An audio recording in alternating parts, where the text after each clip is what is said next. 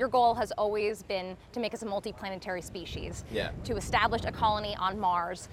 Tonight, today, the unveiling of Starship, is that a turning point in that mission? Yeah, I think this is the first time we have real hardware of something that is capable, with a little evolution, of being something that could create a self-sustaining city on Mars and a base on the moon. And absolutely. You said tonight that you might be flying people in a year in this thing? If the development continues to improve exponentially, then I think we could be sending people to orbit before the end of next year. You know, within a year approximately. But SpaceX hasn't put a human in space yet. How are you guys going to do this in a year? Well, we will be putting people into orbit soon. We will be transporting astronauts for NASA in probably, I don't know, 3 or 4 months to the space station. Yeah, on that point, NASA Administrator Jim Bridenstine tweeted yesterday saying that he was very excited about the event today, but he also said, quote, "Commercial crew is years behind schedule and it's time to deliver." Did you take that? Did you say commercial crew or SLS? He said commercial crew. Oh, okay, geez. I mean, interchangeable.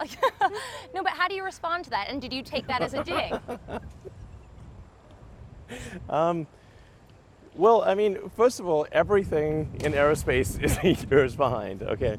It's really a question of, relatively speaking, which one is more late. So the hardware for the high altitude abort demonstration for Crew Dragon will be there in October. The hardware for the first crewed flight will be there in November. And so most of the work that is required from now through flight of NASA astronauts is a long series of safety reviews. So it's not really hardware related. And it's really going as fast as we can make it go. If there's some way to make it go fast, I would make it go faster. Let's talk about funding. You've said in the past that Starship would cost between $2 and $10 billion. You still looking at that price tag? I think it's you actually... laugh. Yeah. I mean, it's a big range. I mean, I think it's probably closer to 2 or 3 than it is to 10. Is that because of the switch to steel? The switch to steel is fundamental.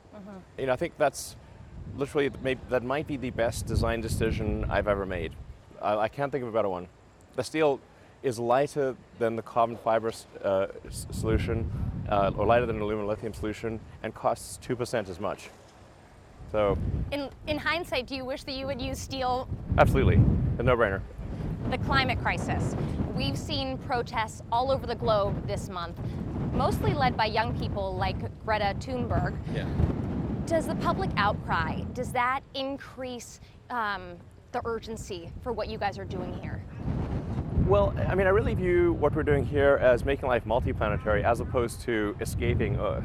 I think like 99% of our resources should be on making sure that the future on Earth is good. But I think at least 1% of our resources should be on making life multiplanetary and extending consciousness out to other planets, both for the defensive reason of preserving the light of consciousness into the future, as well as the adventure, the excitement. I find personally more motivating than the defensive argument. So you prefer to be an optimist rather than a pessimist? I mean, I think excitement and adventure and a sense of possibility about the future are incredibly important. Otherwise, why live?